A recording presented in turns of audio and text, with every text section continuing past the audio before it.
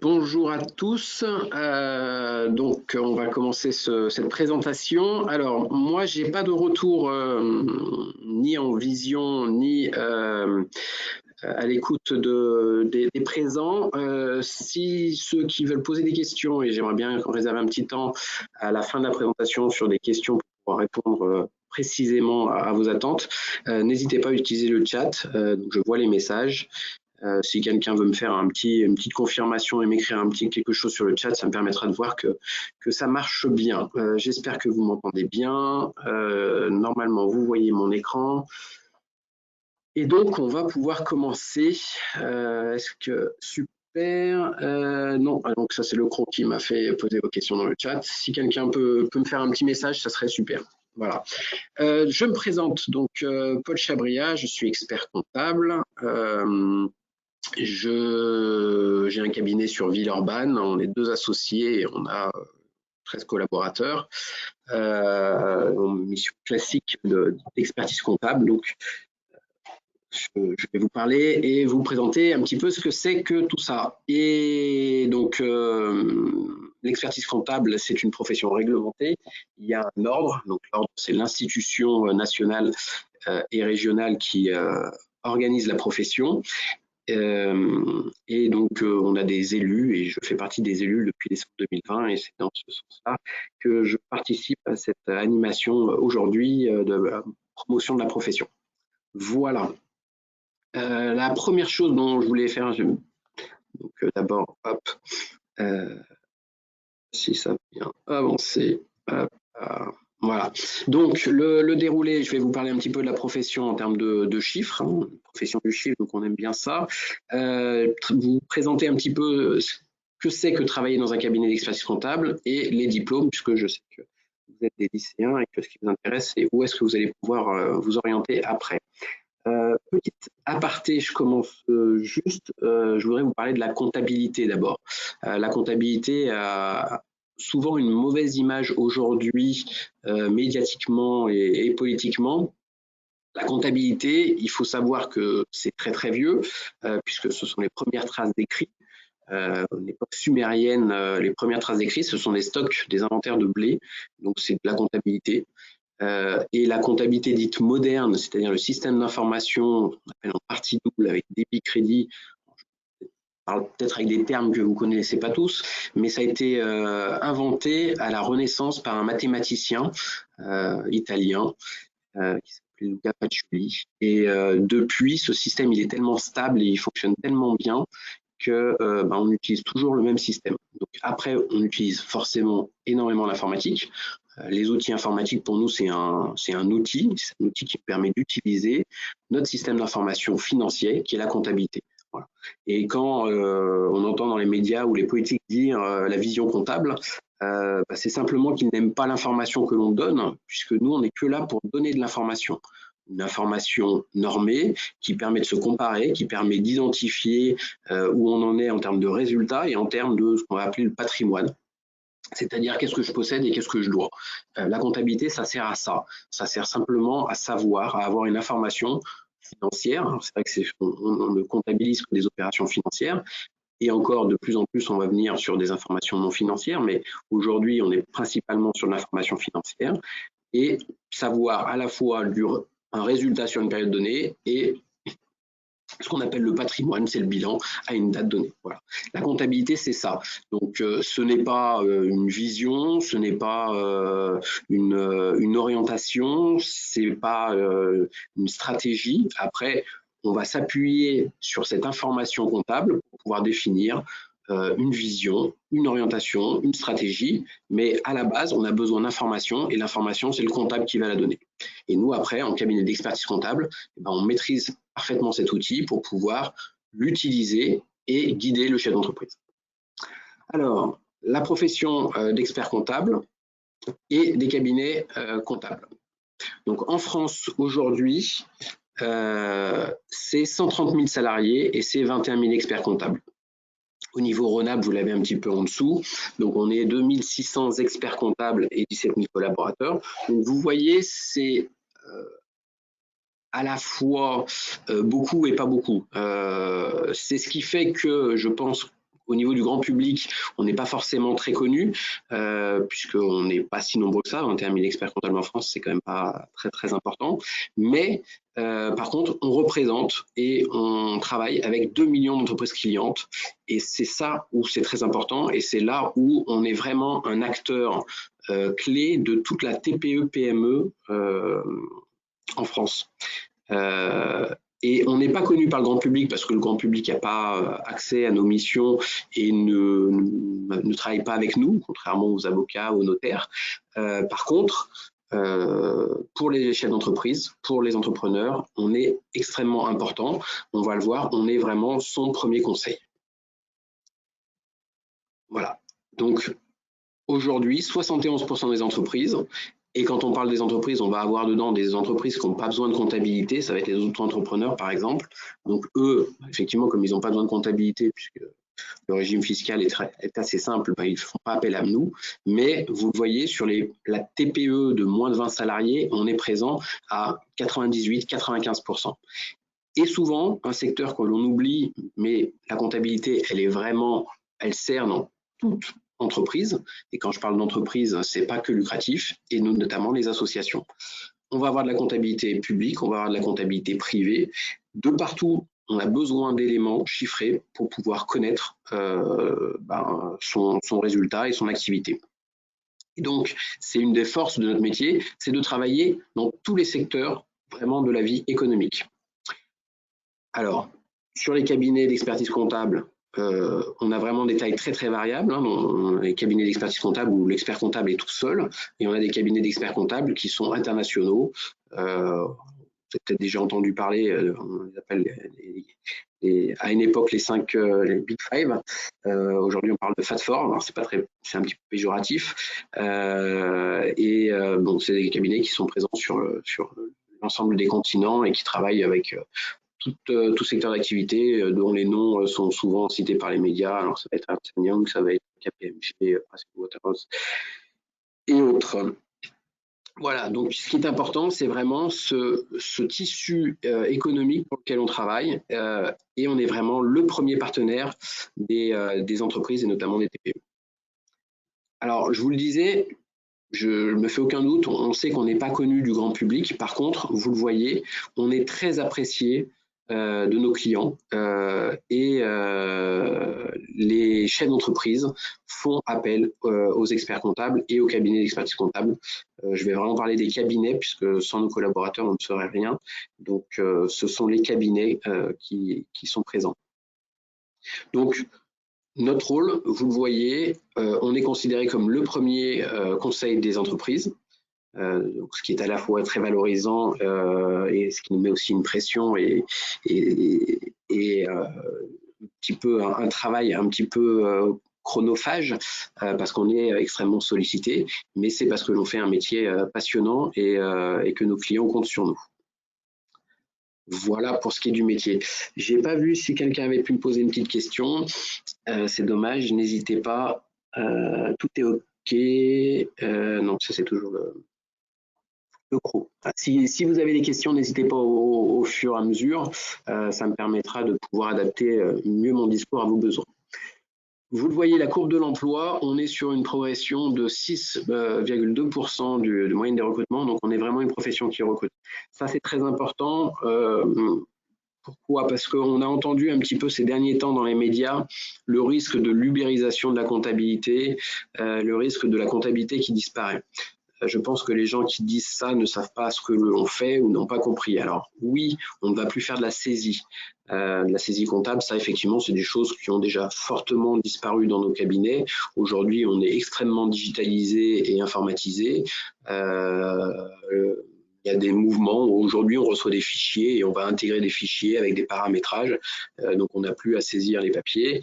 Il faut savoir que les factures au 1er juillet 2024, les grosses entreprises ne transmettront plus de factures papier, mais transmettront uniquement des fichiers informatiques et qu'au 1er janvier 2026, ça sera le cas pour toute entreprise en France. Donc, oui, la saisie disparaît, mais c'est pas ça le cœur de notre métier. Le cœur de notre métier, c'est vraiment de transformer un élément, un événement juridique, donc une vente, un achat, en une donnée informatique comparable, et c'est ça la comptabilité. Et c'est là où on a besoin de plus en plus de monde, parce que le niveau d'information, le niveau de complexité et de finesse de l'information que l'on veut retransmettre est de plus en plus important. Et donc, on a de plus en plus de la haute valeur ajoutée dans notre métier. Et donc, le métier n'est pas du tout prêt à disparaître. Je vous l'ai dit tout à l'heure, c'est l'origine des écrits, la comptabilité, et je pense que ça sera toujours un élément d'information. Ça existera, que ce soit pour du public ou du privé.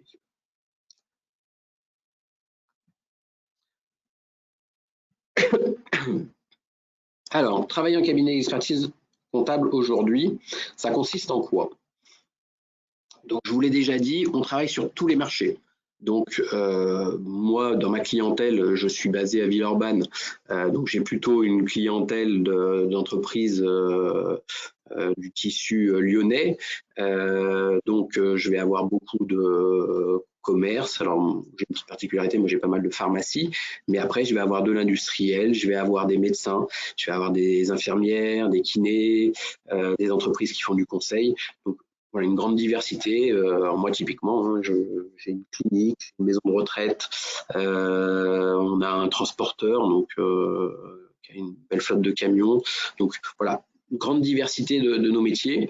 Moi, je travaille pas pour l'agricole, mais nos confrères qui sont en dehors des villes travaillent très souvent pour les agriculteurs dans tous les secteurs.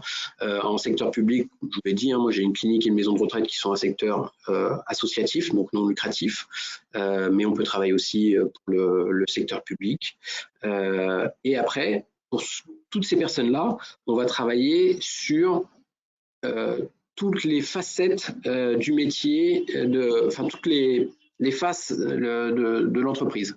C'est-à-dire que vous le voyez en bas, il y a la comptabilité, mais c'est pour faire la comptabilité, il faut comprendre comment est organisée l'entreprise. Donc, on va faire les systèmes d'information.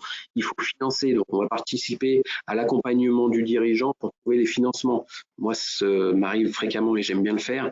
On va faire des business plans et puis on va aller voir le banquier avec le client pour aller chercher un financement pour un développement, pour une acquisition, pour une croissance.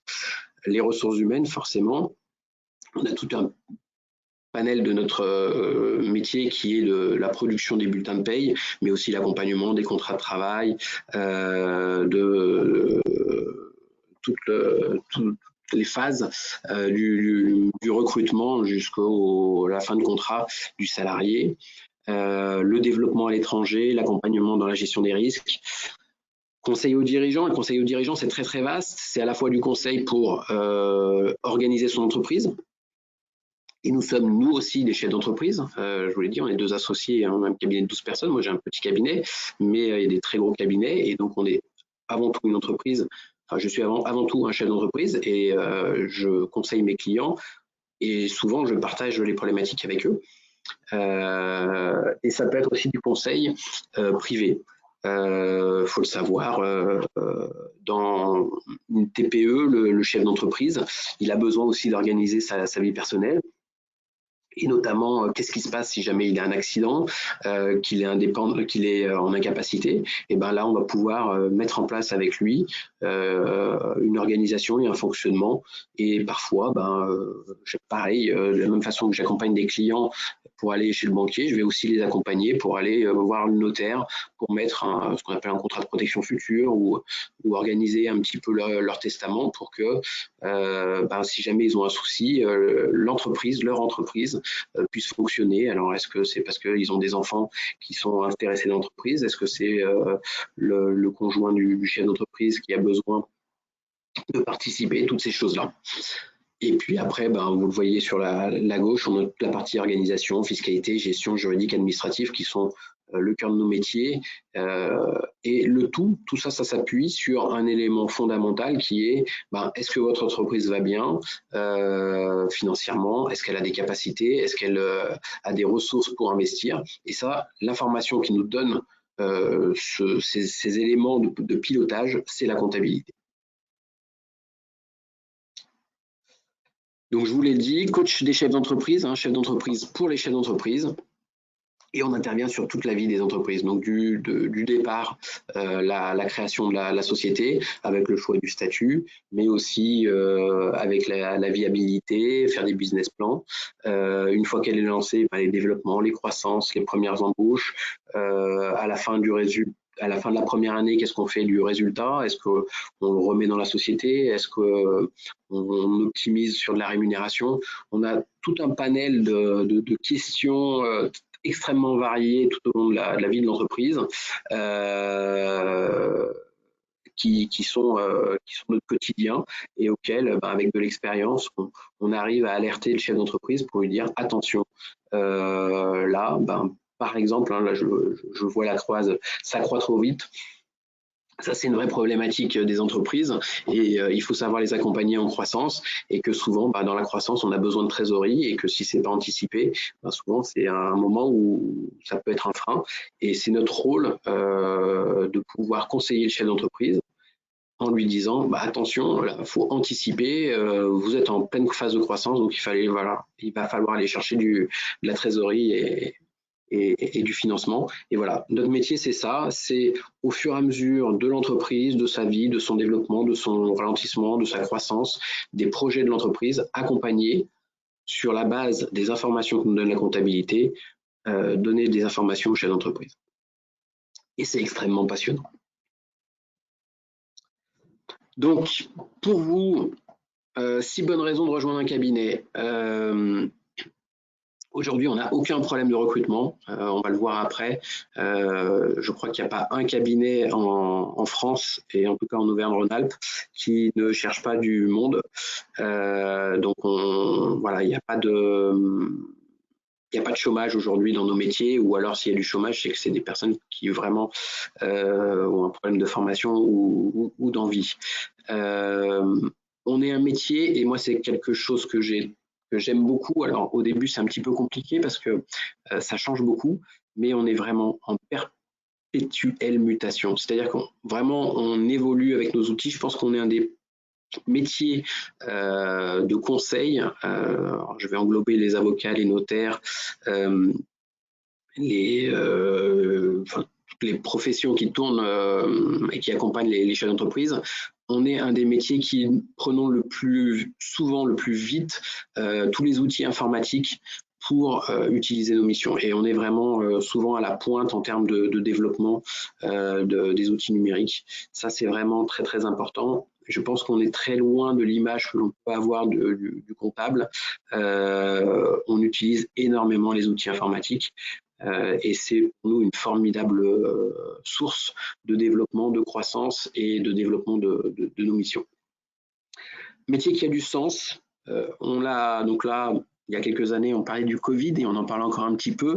Ça nous a mis vraiment, ça nous a recentré au cœur et on s'est rendu compte qu'on était vraiment indispensable, notamment les pouvoirs publics qui connaissent pas forcément toujours très bien les petites entreprises, se sont rendus compte qu'il y avait un acteur fondamental, sociétal en France, qui sont les experts comptables, et qu'on était un formidable relais entre l'administration et les entreprises. Donc, pour pouvoir communiquer ce que l'on avait le droit de faire, pour aller chercher comment on allait fonctionner. Dans ce temps de crise, on a vraiment été mis au cœur du système. On l'est toujours, et on l'a toujours été, mais ça a permis à l'administration, qui avait peut-être parfois un petit peu l'impression qu'elle pouvait communiquer directement aux entreprises, de se rendre compte qu'on était un formidable relais d'échanges entre l'administration, qu'elle soit fiscale, sociale, et les entreprises. Et on a un vrai métier de sens parce qu'on est vraiment là pour accompagner le chef d'entreprise. Souvent, on parle d'expert comptable comme le médecin généraliste de l'entreprise. Et moi, je sens vraiment cette vérité-là, dans le sens où on n'est pas là que pour soigner l'entreprise malade, mais on est là aussi pour faire du proactif, pour leur apporter une attention. Et on est là au quotidien pour les entreprises, et ça, c'est très, très important pour eux et pour nous. On travaille en équipe. Je vous parlais, il y a des cabinets où l'expert comptable est seul. C'est vraiment de plus en plus rare. Aujourd'hui, quand même, on a une concentration des tailles de cabinet et enfin, même nous qui sommes un petit cabinet, j'ai jamais une seule personne sur un dossier. Moi, j'ai toujours au moins un collaborateur, un chef de mission, moi qui intervient. Souvent, il y a aussi une personne qui va faire les payes, qui va superviser les payes. Donc voilà, sur un dossier, on est souvent 3, 4, 5 à travailler dessus. Donc ça veut dire qu'il faut travailler de concert, qu'il faut travailler ensemble. Donc on échange beaucoup et on se parle beaucoup. La pluralité des missions, j'en ai déjà beaucoup parlé. Et pour tous les types de clientèle, il faut le savoir, hein, vraiment je reviens dessus, mais quand on a une passion, on a l'opportunité de pouvoir travailler pour cette passion en comptabilité. Donc, que ce soit du sport, travailler pour des clubs de sport, que ce soit de l'art, enfin, nous, on accompagne des sociétés d'événementiel qui font des présentations de street art, des choses comme ça. Donc, ça peut être très, très intéressant et vraiment dans tous les domaines. Et une évolution rapide, il faut avouer qu'en cabinet, on a l'avantage de travailler pour plein de clients. Donc, on va être hyper sollicité pour être très curieux, comprendre comment fonctionne l'entreprise, quelles sont ses clés de réussite, quelles sont ses failles. Et donc, il faut vraiment être curieux et c'est ce qui permet de connaître les clients et de travailler pour eux et puis après en cabinet de pouvoir évoluer très rapidement. Alors, j'ai une petite question. Est-ce que le métier d'expert comptable, c'est beaucoup d'analyse de l'entreprise? Alors, analyse de l'entreprise. Et alors, là, ça va trop vite là. Je vais essayer de grandir un petit peu ma fenêtre pour les questions. Donc, analyse de l'entreprise, oui, c'est énormément d'analyse de l'entreprise, puisque pour faire la comptabilité, on va avoir besoin de comprendre quels sont le fonctionnement de l'entreprise. Donc vraiment son fonctionnement économique. Si je prends pour une industrie, son processus de fabrication, par exemple, quels sont ses entrants, donc les entrants, c'est les matières premières, quelles sont les machines dont il a besoin, quelles sont ses ressources dont il a besoin, à quel moment il va avoir besoin de se développer, quels sont ses freins. Donc on va avoir vraiment besoin de comprendre tout le process industriel d'une entreprise pour pouvoir le traduire réellement économiquement. Quand on fait les comptes, on dit qu'on atteste que les comptes sont fidèles et sincères. C'est-à-dire qu'ils montrent réellement l'activité, le résultat de l'activité économique d'entreprise. Donc, de façon chiffrée, avec des euros, mais il faut être fidèle à la réalité économique de l'entreprise. Donc, pour être fidèle à la réalité économique de l'entreprise, on a besoin de comprendre parfaitement comment elle fonctionne. Et c'est en cela que, oui, l'analyse est très, très importante. Alors, je reviens un tout petit peu. J'ai peut-être raté une question. Hop. J'ai une autre question. Quel point commun est différent avec un conseiller en patrimoine? Alors, un conseiller en patrimoine, il va s'appuyer souvent. C'est des métiers avec qui on travaille beaucoup. Il y a de plus en plus d'experts comptables qui développent aussi cette compétence. Un conseiller en patrimoine, il va accompagner le chef d'entreprise uniquement sur sa partie privée. Si je me remets un petit peu là-dessus, on va être vraiment uniquement sur le conseil du dirigeant, c'est-à-dire que la gestion de patrimoine, elle va beaucoup moins s'occuper de l'entreprise, elle va plus s'occuper du dirigeant. Nous, on en fait, mais ça va être une partie de notre métier, c'est-à-dire qu'on va réfléchir avec le client sur ses orientations stratégiques pour l'entreprise, en ayant en tête la gestion de son patrimoine personnel, mais ça ne va pas être l'élément unique de notre problématique. Voilà, c'est un des éléments en plus de la problématique auquel on va pouvoir répondre. C'est une des missions que l'on peut faire, sachant qu'on peut faire plein de missions, mais pas que celle-là. J'espère que j'ai répondu à la question. À votre avis, pourquoi les jeunes s'orientent moins vers la comptabilité? Je lis les questions et j'y réponds en même temps, hein, ça permet de plus coller à votre besoin. Alors, je pense qu'il y a eu une mauvaise image de la comptabilité que je vous ai exposée. Pour moi, pour deux choses. Un, parce que en réalité, les cabinets d'expertise comptable travaillent que pour les entrepreneurs et que du coup, le grand public, ne nous connaissant pas, se fait une mauvaise image de ce que l'on fait et ne sait pas ce que l'on fait.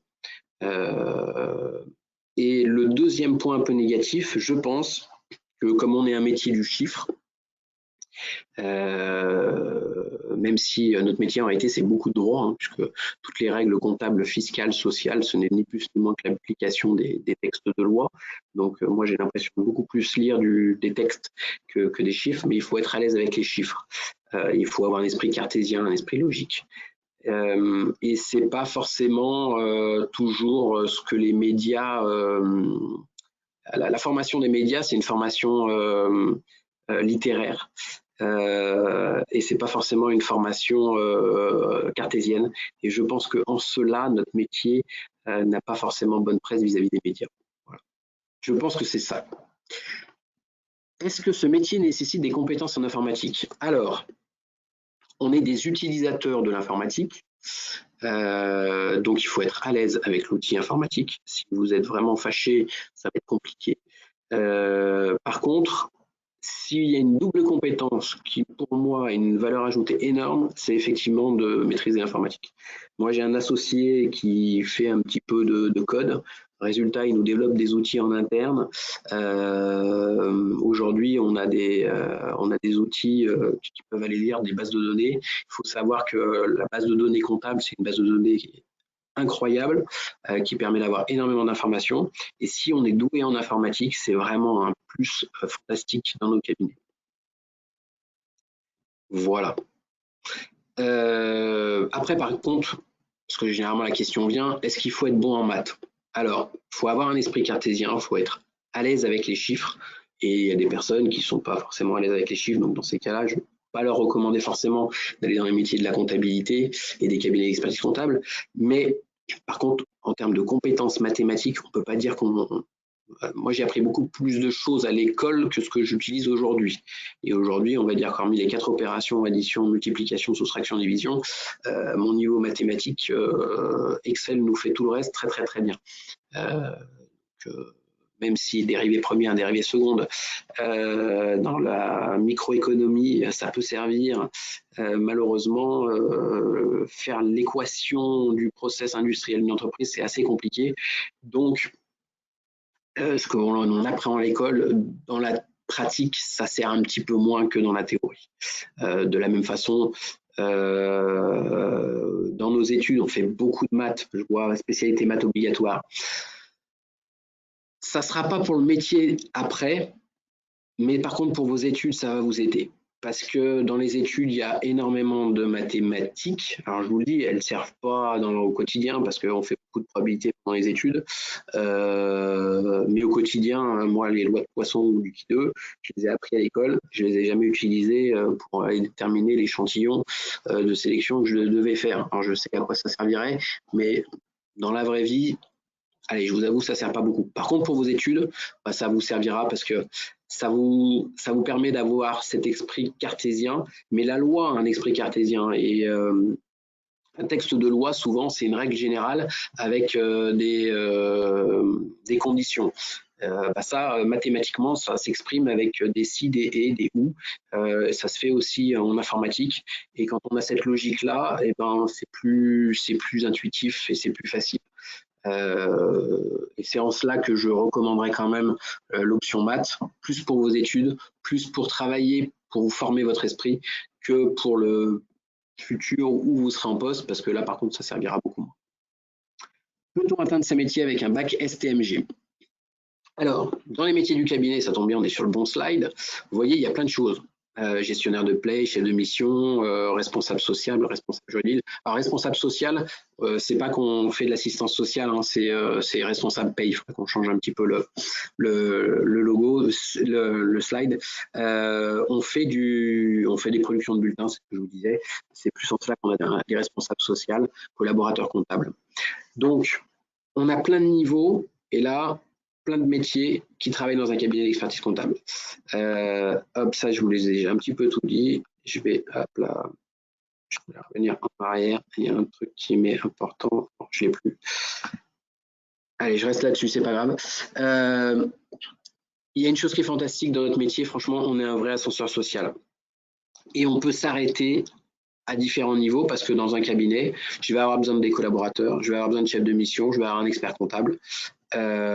Un collaborateur comptable, on commence à embaucher en bac+2, bac+3 aujourd'hui. Un chef de mission, c'est quelqu'un qui a soit de l'expérience en tant que collaborateur, soit quelqu'un qui a un niveau bac+5 et expert comptable, on est bac+8. Donc, on a tous les niveaux. Mais le gros avantage, c'est que on peut faire ses études. Alors, l'alternance marche très, très bien. Et s'arrêter, bosser en cabinet. Et puis, au bout d'un moment, 2, 3, 5 ans, se dire, ah bah tiens, finalement, j'ai envie d'aller plus loin et je vais continuer. Et je vais repasser le diplôme. Toute la formation, et c'est là où je vais aller directement là-dessus, toute la formation qui existe, elle permet de pouvoir s'arrêter, de reprendre, de continuer. Donc, je vous l'ai dit, on est une profession réglementée, ça veut dire qu'on est aussi une profession assermentée, donc on prête serment de faire respecter la loi dans nos travaux. Et donc ça, c'est le niveau diplôme d'expertise comptable. La prestation de serment était il y a quelques semaines des nouveaux diplômés en Auvergne-Rhône-Alpes à Lyon. Il y avait 88 nouveaux diplômés, enfin nouveaux inscrits à l'ordre des experts comptables. L'âge moyen, enfin l'âge allait de 27 à 58 ans. Donc, vous voyez, à tout âge, enfin, un bac+8, donc ça limite un petit peu, je crois que le plus jeune c'est 25 ans, mais après voilà, là il y a une personne, elle avait fait de l'entreprise, après elle avait fait du cabinet, et puis elle s'est dit, allez, j'ai envie d'aller jusqu'au bout, et il a passé le DEC et il s'est inscrit à 58 ans.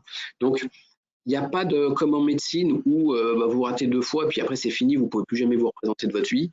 Nous, vous pouvez vous présenter tout au long de votre vie, il n'y a jamais de porte fermée. C'est on s'arrête, on reprend, on va faire une autre expérience. On est un métier d'expérience, on est un métier de conseil, donc on a besoin au contraire d'une richesse.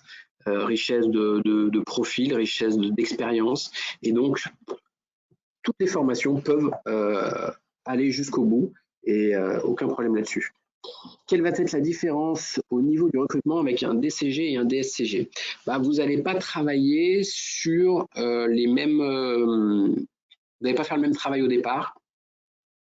Un DSCG, on va tout de suite lui demander un petit peu de superviser. Alors, ça va dépendre des cabinets, des orientations et des stratégies, mais quand vous avez un niveau bac+5, vous ouvrez des portes, vous ouvrez des possibilités que vous n'avez pas en DCG. Alors après, un DCG qui prend de l'expérience va pouvoir atteindre ces fameuses postes de directeur de mission, mais forcément, ce que vous avez appris à l'école va vous permettre d'aller plus vite en cabinet et progresser.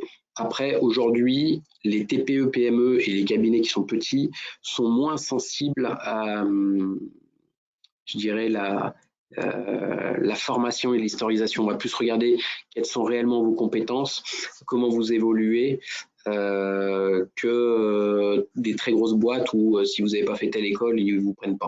Donc, nous, franchement, il n'y a pas de fermeture. On va vraiment noter à la compétence et un profil aussi, parce que pour moi, c'est très important et vraiment, c'est cette culture, cette curiosité. Je crois beaucoup au profil en reconversion, des personnes qui ont fait des métiers et qui après reviennent en comptabilité parce qu'ils ont cette ouverture sur souvent l'entreprise, sur des attentes. Et donc, ça fait des super collaborateurs parce que du coup, ils comprennent bien ce que veulent les chefs d'entreprise. Donc, voilà, il n'y a pas de fermeture. Après, il ne faut pas se leurrer, plus vous évoluez dans votre niveau d'études et plus vous irez vite dans l'entreprise. Parce que ce que vous avez appris à l'école, ça vous permet d'aller plus vite après dans l'entreprise. Mais il n'y a pas de fermeture et surtout, on a cette possibilité de pouvoir faire de l'alternance à tous les niveaux, DCG, DSCG, et de pouvoir avancer à son rythme et non pas sur un rythme contraint comme certaines formations. Je reviens juste sur les petits slides d'avant, mais je crois que j'en ai déjà largement parlé. Donc le rôle, la polyvalence, la curiosité sur tous les secteurs. La mission, donc c'est accompagner le chef d'entreprise. Donc son statut, on peut travailler en cabinet, en indépendant, en société, il n'y a pas de souci. Et les qualités, vraiment, oui, la curiosité, la rigueur, c'est une chose que nos clients attendent de nous et de nos collaborateurs. La comptabilité, on veut que ça soit juste. Alors quand je dis juste, c'est donner une image fidèle et sincère. C'est en ça qu'elle doit être juste.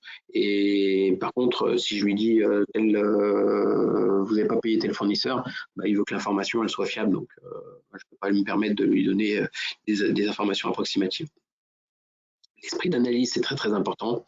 La culture du client. Diplomatie sans écoute, on fait vraiment beaucoup de pédagogie. On a une technique qui est peu connue et qui n'est pas forcément toujours compris, la comptabilité. Et il faut qu'on arrive à expliquer aux chefs d'entreprise qui n'ont pas forcément cette formation comptable ce que ça veut dire. Donc, moi, quand je fais une présentation de bilan, c'est effectivement beaucoup de pédagogie vis-à-vis du chef d'entreprise pour pouvoir lui expliquer ce qu'il peut faire, ce qu'il ne peut pas faire parce que peut-être c'est pas légal ou parce que il n'a pas les possibilités de le faire en termes de ressources, de disponibilité de trésorerie ou de choses comme ça.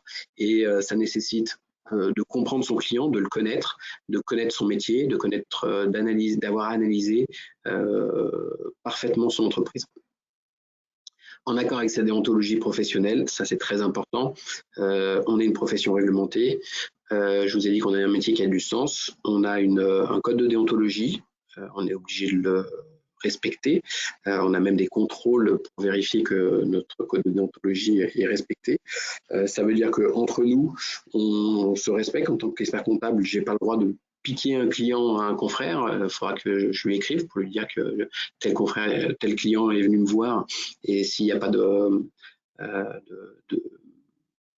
si lui n'a pas le relevé, si le client n'est pas parti simplement parce qu'il ne respectait pas la loi ou parce qu'il n'a pas payé ses factures, on se doit un respect mutuel. Donc, j'ai pas le droit de dénigrer un autre cabinet, ces choses-là. C'est très important aujourd'hui, je pense, ce code de déontologie. C'est ce qui donne à la fois de la valeur à mon métier. Et puis, on a toutes les obligations de formation, de respect de nos obligations en tant qu'expert comptable, ce qui donne vraiment une valeur et une noblesse, je dirais, à notre profession.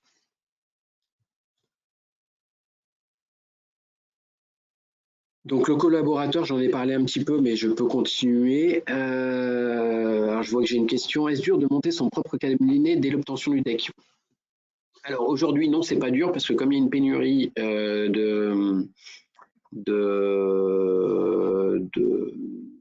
collaborateurs, on se bat pas on n'a pas de problème d'activité, on a plus un problème de ressources. Donc aujourd'hui, on a plein de jeunes qui, dès qu'ils sont diplômés, montent leur cabinet. Et généralement, il n'y a pas de souci là-dessus. Forcément, au début, on ne gagne pas de la même façon, ça peut se payer qu'après. L'investissement n'est pas le même, c'est pas la même problématique. Mais non, il n'y a pas de problématique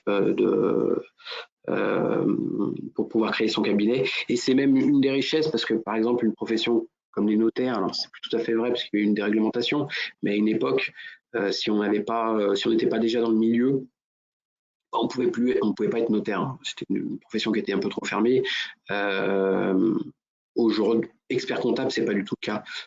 Il y a des fils d'experts comptables. Il y en a beaucoup parce que c'est des métiers où, comme ils sont pas connus, les enfants d'experts comptables connaissent le métier et donc ils vont. Mais par contre, si vous connaissez pas du tout d'expert comptable et que vous avez fait vos études, rien ne vous empêche de pouvoir créer votre cabinet, ce qu'on appelle ex nihilo, c'est-à-dire partant de rien, de mettre votre plaque et puis de travailler pour rencontrer des prospects, des clients et de monter votre cabinet et ça pose aucun souci. Voilà, le collaborateur de cabinet, moi, je vous laisse lire le slide. Pour moi, c'est le lien entre le chef d'entreprise, enfin entre l'entreprise, le chef d'entreprise, et puis l'expert comptable. Euh, un expert comptable, alors ça dépend les détails, mais on va dire que c'est à peu près entre 150 et 300-400 dossiers. Donc on ne peut pas être présent partout, tous les jours. Un collaborateur, il va plutôt suivre entre 40 et 50 dossiers à l'année. Donc lui, il va être au quotidien dans l'entreprise, il va aller, enfin moi j'insiste pour que mes collaborateurs aillent chez leurs clients, c'est comme ça qu'ils comprennent le processus, c'est comme ça qu'ils connaissent les clients, et donc c'est vraiment l'objectif pour un collaborateur, c'est de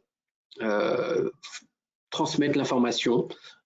Est-ce qu'il y a un besoin? Est-ce que le client a des questions?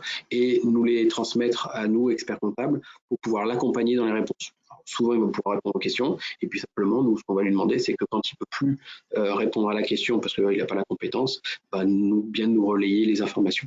Et c'est vraiment cette cheville ouvrière entre le client et l'expert comptable. L'expert comptable, aujourd'hui, normalement, c'est plus un chef d'entreprise qui est là pour donner une orientation. Et alors, après, il y a un rôle de supervision et des travaux très important, mais il est plus là pour aider le collaborateur que pour traiter le dossier. Voilà. La question qui vient souvent, donc on le fait en toute transparence, donc les rémunérations. Alors ça évolue toujours, les rémunérations, ça dépend des secteurs géographiques, ça dépend de la taille des entreprises, donc des cabinets. Mais voilà, vous avez une fourchette, alors vous voyez, c'est des fourchettes qui sont quand même assez larges, qui sont tout à fait réalistes. Je dirais même aujourd'hui, ça évolue, les salaires ont augmenté, donc on est même sur des choses qui évoluent plutôt vers le haut. Quelles sont les étapes pour s'installer? Alors, d'abord, il faut être diplômé d'expertise comptable, puisque vous ne pouvez pas avoir un cabinet d'expertise comptable si vous n'êtes pas diplômé et inscrit à l'ordre des experts comptables. Après, du moment que, donc là, on va aller sur la formation. Du moment que vous avez fait votre DSCG, qui est un diplôme national, donc il y a de mémoire 7 UV à passer à valider. Si vous avez validé ces 7 UV, vous pouvez vous inscrire pour le stage d'expertise comptable, donc qui est un stage de 3 ans en cabinet d'expertise comptable. Alors on dit stagiaire, mais c'est un salarié qui travaille à temps plein, qui a une rémunération on est là, et qui pendant sa formation, pendant son stage en cabinet, pendant qu'il travaille, il a aussi des formations avec l'ordre des experts comptables pour pouvoir préparer le diplôme d'expertise comptable, le DEC. Et une fois qu'on a fait ces 3 ans, qu'on a validé le diplôme d'expertise comptable, eh bien, on peut s'inscrire à l'ordre des experts comptables et après monter son cabinet. Voilà, ce sont les seules règles. Donc là, normalement, je vous l'ai déjà un petit peu passé. Si vous avez d'autres questions sur la formation, n'hésitez pas. Peut-on avoir plusieurs cabinets et pouvoir espérer s'étendre au niveau national et international? Alors, du moment que l'on respecte les règles déontologiques et qui sont fixées par l'ordonnance qui régit notre profession, il faut savoir que nous, voilà, je ne l'ai pas dit, mais l'ordre des experts comptables, c'est un titre qui a été créé en 1945 par une ordonnance et qui donc définit le fait que c'est une profession réglementée et qui nous donne nos règles et nos obligations. Donc, il faut savoir qu'un expert comptable ne peut pas encadrer plus de 15 collaborateurs. Alors avec un certain niveau, on ne compte pas les secrétaires, on ne compte pas les personnes qui sont en stage d'expertise comptable et ces choses-là. Et voilà, donc comme il a une obligation de supervision et de contrôle des travaux qui sont faits, on considère qu'il ne peut pas être sur plusieurs lieux professionnels avec une multitude de salariés, puisqu'il a une obligation toujours de supervision et de contrôle des dossiers qui sont faits. Comme c'est lui qui signe, celui qui signe, hein, il faut qu'il ait regardé ce qu'il signait quand il signe les comptes. Donc voilà, il y a une contrainte à ce niveau-là. Après, par contre, il y a des cabinets qui sont sur toute la France, je vous l'ai dit, hein, il y a même des cabinets totalement internationaux, et l'expert comptable signataire a des obligations, puis après vous pouvez être expert comptable associé dans des très grosses structures où vous n'êtes plus que le chef d'entreprise, et on va dire que vous regardez très peu de dossiers parce que votre métier finalement c'est plus de piloter une entreprise que de faire de la comptabilité. Donc il y a vraiment des formes d'exercice qui sont très très très importantes. Vous avez des experts comptables qui vont faire énormément de gestion de patrimoine, comme on voyait tout à l'heure, d'autres qui vont être beaucoup plus, il y en a qui vont faire que de la paye, d'autres qui vont faire que de l'international, certains qui vont faire que du grand compte, ce qu'on appelle du grand compte, la consolidation, enfin des méthodes comptables vraiment dédiées pour des gros cabinets, des introductions en bourse, des choses comme ça. Et puis il y a des cabinets, enfin moi j'ai une clientèle très locale, régionale, de TPE, PME, donc quelque chose qui est le plus fréquent, hein, mais moins international, moins spécifique, moins technique, moins spécialisé, on va dire. Est-ce que le métier d'expert comptable est autant recherché que celui de collaborateur de cabinet? Alors, comment dire ça? Si on regarde les slides, ce que je vous disais tout à l'heure, c'était tout au début. On a aujourd'hui 21 000 experts comptables en France et je crois que c'est 130 000 salariés, collaborateurs. L'expert comptable en soi, il fait un petit peu, s'il a envie de s'installer, il s'installe. S'il a envie d'être salarié, il peut être salarié. Je ne connais pas d'expert comptable au chômage, je ne connais pas de collaborateur comptable au chômage. Donc je dirais oui, c'est pas recherché de la même façon. Moi aujourd'hui, on est deux associés et j'ai un expert comptable au cabinet qui va s'associer parce que ça fait partie des moteurs de la croissance. Si je veux me limiter dans ma taille, ben, je ne vais pas forcément prendre d'expert comptable pour m'associer. J'aurais besoin de collaborateurs. Donc après, il n'y a pas, à tous les niveaux en tout cas, il n'y a pas de problème d'activité et de travail. Et je crois que j'ai fini. Alors, des sites qui sont importants pour vous, qui peuvent être intéressants, le site de l'Ordre des experts comptables, expertcomptable.fr. Jecompte.fr, unjobquicompte.fr, ce sont des sites qui ont été développés par des partenaires de la profession. Donc, ça vous permet de voir aussi toutes les formations, notamment jecompte.fr, toutes les formations qui mènent à la comptabilité. Et Superjob Superboîte, ça c'était un site que l'on a fait au niveau régional qui permet de promouvoir un petit peu la profession. Vous avez des vidéos de présentation des métiers en cabinet sur un côté un petit peu décalé et un petit peu moins austère que l'image que l'on peut avoir de notre métier. Voilà, si vous avez encore d'autres questions, je me tiens à pendant les quelques minutes qui nous restent, il nous reste 10 minutes, donc n'hésitez pas si vous avez d'autres questions à me poser, je suis là pour y répondre.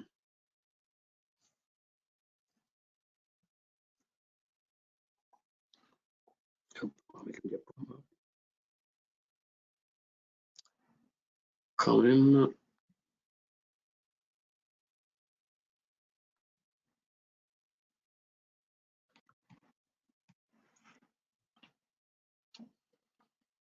Non, plus de questions?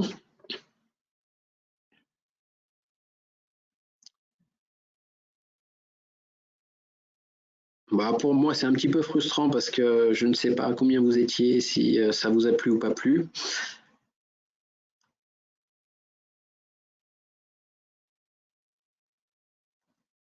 Merci aux professeurs, s'il y avait des classes qui participaient, de me faire un petit retour ou à l'ordre des experts comptables de de la perception.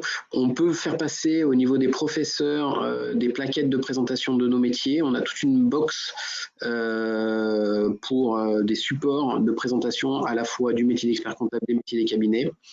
Donc n'hésitez pas à contacter l'ordre pour avoir des informations et des supports de présentation des métiers. Alors, je vois deux autres questions. Pensez-vous qu'il soit préférable de faire la formation comptable en alternance ou en voie initiale? Alors, ça dépend de vous. Réellement, ça dépend de vous. Si vous avez les deux filières vous permettront de travailler, d'avoir un job derrière, il n'y a aucun souci. Après, si vous aimez bien être confronté, alors d'abord, si vous avez des besoins financiers, parce que malheureusement, tout le monde ne peut pas se payer des études, l'alternance fonctionne très très bien, parce que du coup, vous êtes payé, et ça me permet de concilier vie personnelle, vie privée, et d'avoir une rémunération. Et ça marche très bien, et il n'y a pas de frein là-dessus. Ça nécessite un investissement de temps qui est important, puisque une fois que vous avez fini de travailler, vous avez des cours et il faut réviser, et donc c'est quand même un petit peu prenant. La filière, si vous avez la possibilité d'être étudiant, ça permet d'avoir un peu plus de temps à soi personnel. Il y a des diplômes qui sont quand même assez compliqués. Le diplôme DSCG est quand même un métier où on a une formation qui est très vaste et très large, avec beaucoup de techniques sur plein de secteurs différents. Donc en alternance, ça nécessite un investissement particulier qui est quand même assez conséquent. Il n'est pas impossible, mais voilà, c'est un choix personnel de se dire je vais consacrer pendant 2 ans mon travail plus mes études. Ça laisse pas forcément beaucoup de temps pour le loisir, mais c'est possible. Faut-il privilégier le DSCG ou le Master CCA? Pareil, il n'y a pas de. Ça dépend, ça va plutôt dépendre de où est-ce que vous voulez aller. Alors, Master CCA, il faut savoir qu'il ne vous validera pas les 2 derniers UV du DSCG. Donc, si vous faites un Master CCA, moi, c'est ce que j'ai fait. Ça ne s'appelait pas comme ça à l'époque, mais c'est ce que j'ai fait. Il restait 2 UV du DSCG à passer après. En bossant un peu, il n'y a pas de problème, on arrive à les avoir. Mais voilà, il faut le savoir. Grosso modo, Master CCA, ça va vous ouvrir un peu plus de portes parce que si vous voulez pas aller en cabinet ou si vous voulez aller dans les gros cabinets, c'est des formations qui sont très reconnues. Le DSCG est est reconnu partout. Voilà, on constate que ceux qui ont la possibilité d'aller en Master CCA, après, souvent s'orientent plus vers de l'international, vers des cabinets souvent un petit peu plus gros. Alors, c'est pas parce que les cabinets les petits les veulent pas, c'est qu'ils sont déjà embauchés par tous les gros cabinets. DSCG, il n'y a pas de problème. Je peux pas vous recommander l'un ou l'autre. Moi, je trouve que les deux, si vous êtes plutôt quelqu'un qui veut faire, je sais pas comment dire, mais avoir une vision très très très généraliste, très très large, le Master CCA permet parfois d'avoir une ouverture d'esprit un peu plus importante qu'en DSCG, qui est vraiment une filière très technique. Voilà. Mais les deux vous poseront aucun souci pour l'avenir.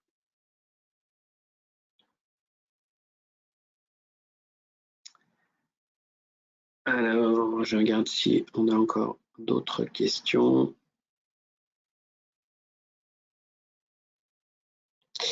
Eh bien, je crois qu'on arrive au bout. Je remercie tous les présents. J'insiste auprès des professeurs, n'hésitez pas à contacter l'ordre si vous cherchez à récupérer des supports de présentation. Ça nous fera très plaisir de les donner. Moi, au niveau de mon travail que je fais au niveau de l'ordre des experts comptables, si vous faites des animations dans les lycées, des orientations, des choses comme ça, pareil, contactez l'ordre, on vous enverra un ambassadeur, donc un expert comptable qui nous a fait savoir qu'il souhaitait présenter le métier. Pour moi, c'est très important que que l'on fasse connaître la réalité de notre métier, de notre beau métier, de toutes nos missions auprès des lycéens et des professeurs de lycée pour que la comptabilité soit un choix, une volonté et non pas un choix par défaut. Voilà. Je vous remercie à tous d'avoir été présents. Est-ce une bonne idée? Ah, une dernière question, allez, j'y réponds. Est-ce une bonne idée de faire une école de commerce pour l'expertise comptable? Tout à fait.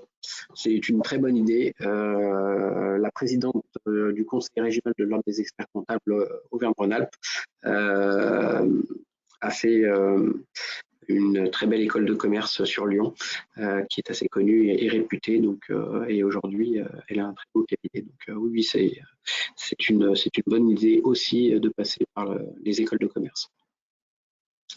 Voilà, je vous remercie, je vous souhaite un bon appétit et j'espère vous voir très bientôt dans nos cabinets. À très bientôt, au revoir.